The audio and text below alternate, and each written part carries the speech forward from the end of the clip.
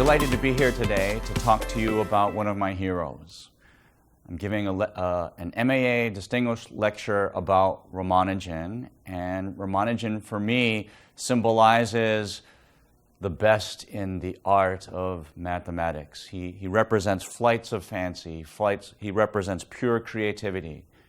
But I'm also here today talking to you about Ramanujan because he was a role model for me. And like all role models, there's a lot that we can learn from them. And in Ramanujan, I learned that, I learned that I could be quite happy by pursuing mathematics for its own, for its own beauty. It wasn't about great grades or perfect test scores. It was really about the passion of unraveling mathematical mysteries.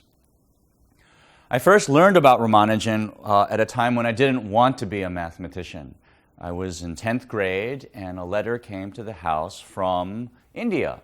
And the letter, it turned out, was from a woman from India who turned out to be the widow of an Indian mathematician who had died over 60 years earlier. The letter was really little more than a form letter. And it turned out that for my father, who was a mathematician, for many years he was a professor at Johns Hopkins, it turned out that this letter from Ramanujan was super meaningful.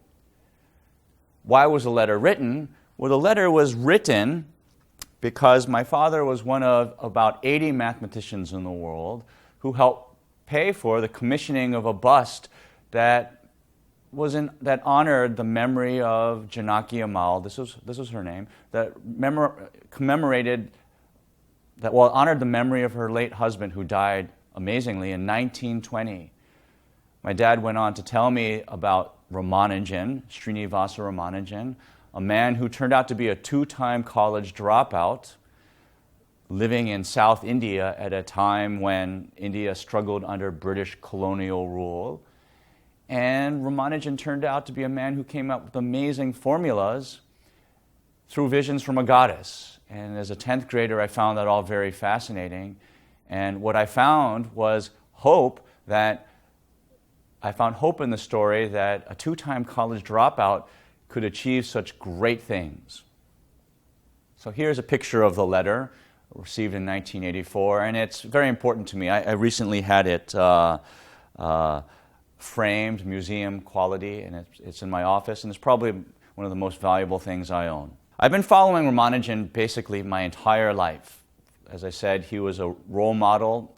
He provided me hope when I needed hope as a high school student and later in college when I was kind of lost. And his ideas have certainly powered my career.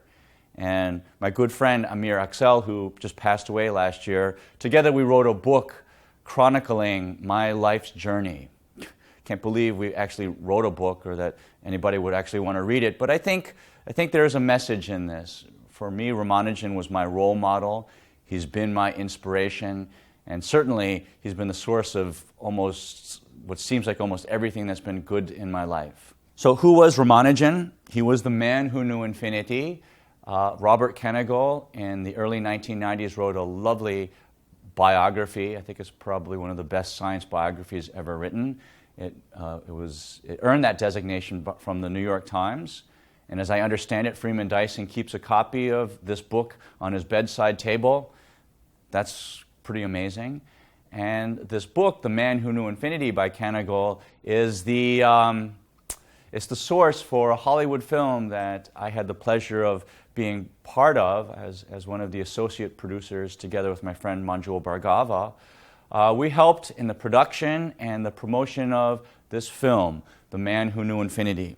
It came out earlier this year in April, and it stars Dev Patel as Ramanujan and Jeremy Irons as G.H. Hardy. Now, to properly understand the story of Ramanujan, and that's what my lecture is about, as well as his inspiration, how he inspired me, I'd like to begin by taking you back in time, a time that none of us could possibly really understand firsthand, but we do have to go back in time and properly understand where the story of Ramanujan began from a historical perspective.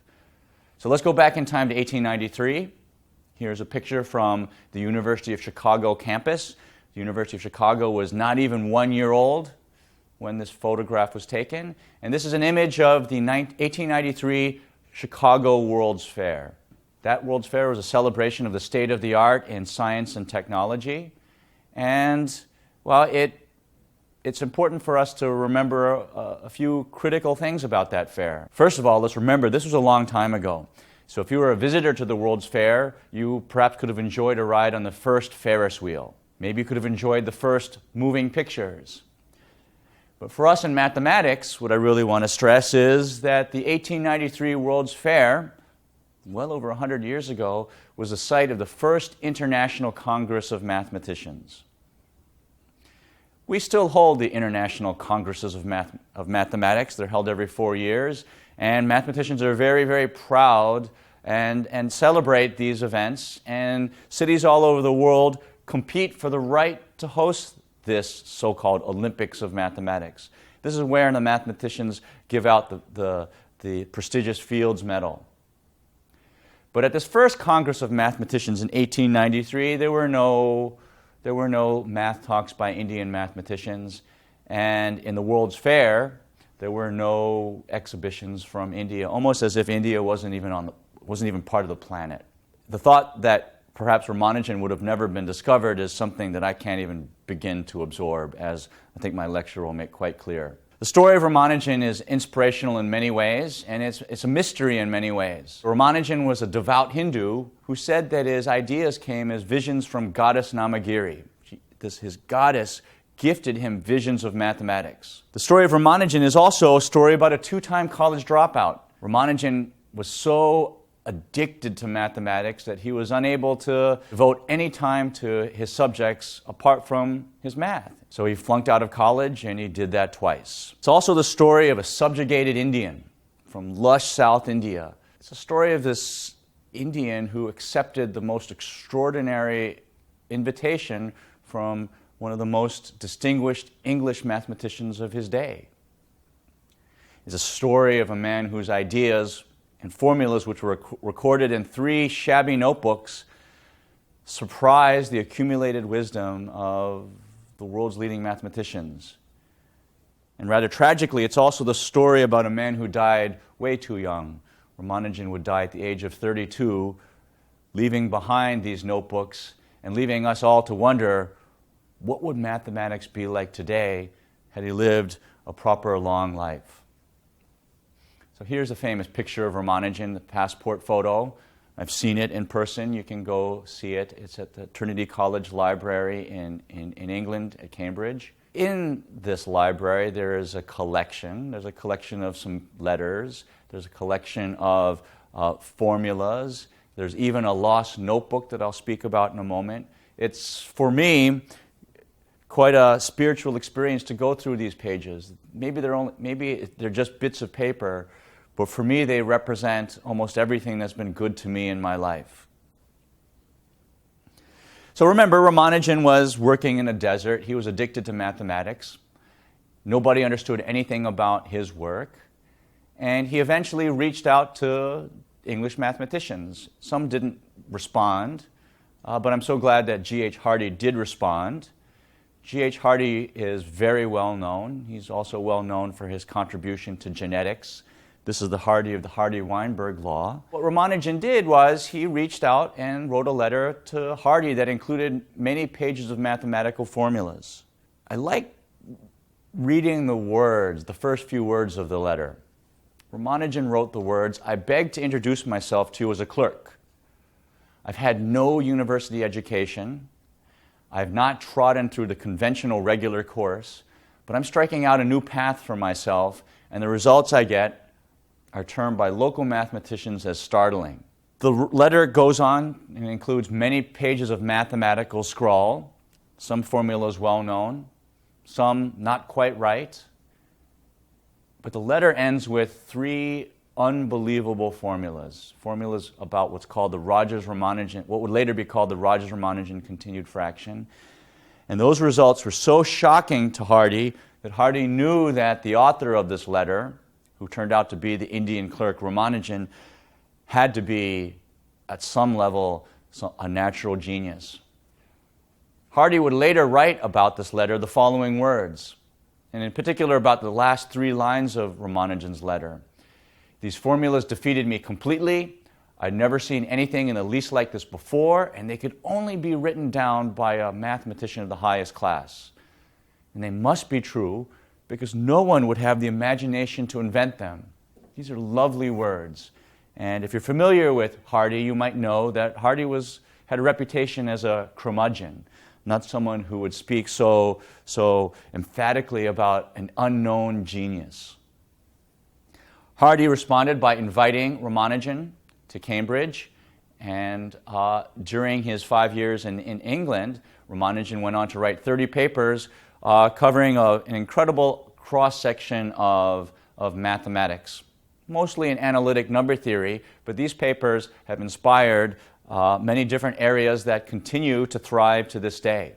The story is that Ramanujan, as an Indian, proved such incredible formulas that he was not going to be denied. He was recognized for his work. At first, he wasn't, but later he was elected Fellow of the Royal Society. It's a great honor. And he was the first Indian scientist to earn this honor. He was hailed as a national hero, and it's important to remember that he achieved all of this despite the fact that he suffered many serious disadvantages.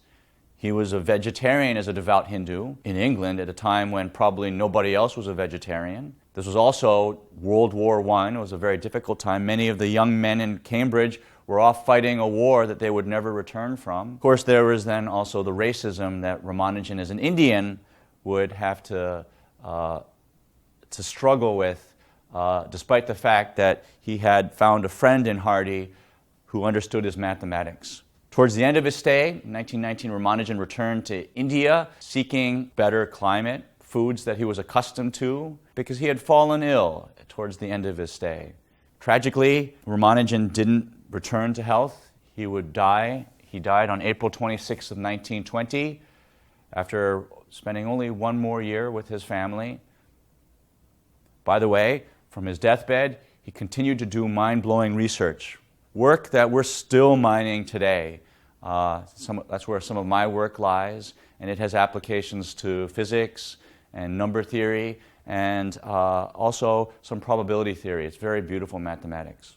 Ramanujan, as I said, left behind 3 crumbling notebooks. You can go see them yourself. They're carefully housed at and cared for at the University Library in Madras. In 1976, my friend George Andrews discovered the so-called lost notebook. It was never lost, it was forgotten in a box at the Trinity College Library in Cambridge. That discovery has certainly powered the research of so many people in my generation. So what do we find in Ramanujan's legacy? I already mentioned that he wrote 30 papers during his 5 years in England. That's true.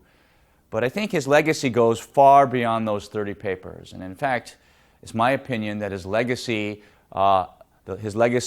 that beyond those 30 papers should be the reason that we remember him for his science, because what he did is he anticipated and inspired so much quality 20th century mathematics. His formulas have been used to solve ancient mathematical mysteries. They've also inspired some of the most important mathematicians of the modern era. His work on the tau function inspired and provided examples for the theory of Galois representations, which would claim the proof of Fermat's last theorem by Andrew Wiles as one of its crowning achievements. One little paper on arithmetical functions inspired André Weil to formulate his famous Weil conjectures. This is a topic that Pierre Deligne worked in, earning him his Fields Medal in the 1970s. And the whole theory of L functions has, as some of its first prototypical examples, formulas of Ramanujan, and this inspires the Langlands program. Ramanujan's work from his deathbed has inspired black hole physics, the theory of Mach theta functions. The pursuit of quantum gravity theory makes use of the formulas that Ramanujan wrote from his deathbed. And if you're not a mathematician, Ramanujan still speaks to you. And it's a story that everyone can understand.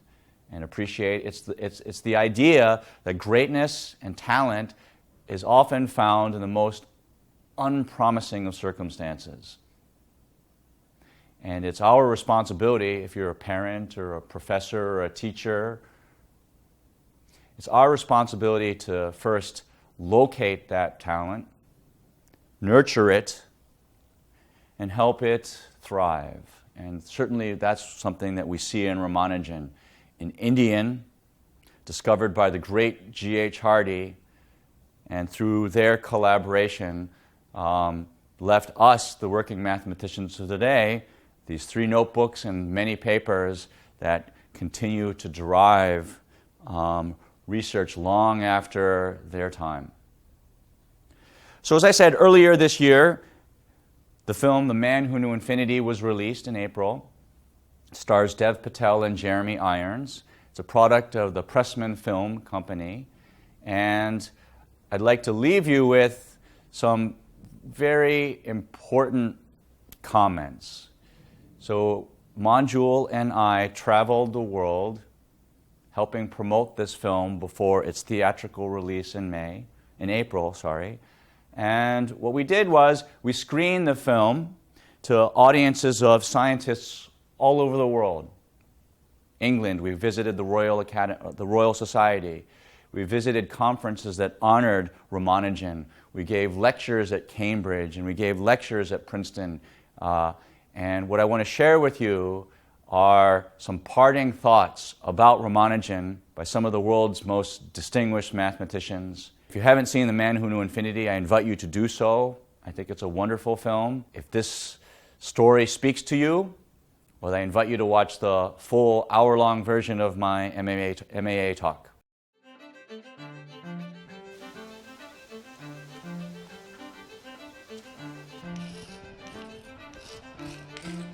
Ramanujan was an Indian. He was, in a way, my discovery. I did not invent him. Like other great men, he invented himself. The Man Who Knew Infinity is the title of the new film about Ramanujan. Of course, in the mathematics community, his story is very famous, and mathematicians have always wished that the rest of the world could know about his incredible story. But also, it's the first film that sort of accurately portrays how mathematicians view their subject as an art and as a pursuit of beauty and as a pursuit of elegance. Ramanujan had flunked out of college. He was working as a clerk in a port in Madras, and he had written out of the blue to Hardy, and the story of the movie is about his interactions with Hardy, and that led to some great mathematics. It was a story about mathematics, something which to me seems entirely passionless, but it does contain passion and wonder and mystery and art. The mathematics is incredibly difficult to grasp, if not impossible for someone like myself. We had a really amazing guy called Ken Ono who guided us through the complexities of it all, taught me a couple equations that I could write out lightning fast. I had to give a special practice lecture. What does it look like for me to give a math talk? Because they had never been to any math talks before. It is a beautifully dramatic recounting of a relationship that is one of the most important in mathematics within the last 150 years. And this movie has real significance for conveying to the public the doing of mathematics and the emotional element. All right, now, are you following this? Yes, sir. Most excitedly. Well, you don't appear to be taking any notes. Is there something you'd like to contribute? Ramanujan went into a course on elliptic functions, went to the board, and he went on to do later material that would be done. And the teacher wondered how he had learned all this material, not knowing that he had in fact discovered a lot of it on his own in India. How do you know? I don't know. I just do. My whole career has been very largely based on this famous paper which is depicted in the movie on the partition function. And for me this movie is a very emotional thing because I'm seeing depictions for the first time really of people who played an important part in my whole life. Major, can I have a word? I don't have time for you. Partitions. It's Ramanujan. The movie did a very nice job through Major McMahon of capturing the surprise in this partition function formula. Can't be done, I'm telling you, especially not by you. Only Ramanujan, with his excessive optimism in mathematics, would have believed that such a formula existed, but it did. Ramanujan's mathematics is so breathtakingly beautiful that it can actually be used to not only inspire young people, but also get people attracted to the subject itself. I think Ramanujan was, in a way, rather like Mozart. I mean, that mathematics was just something so natural that he had a gift which is something miraculous we don't understand.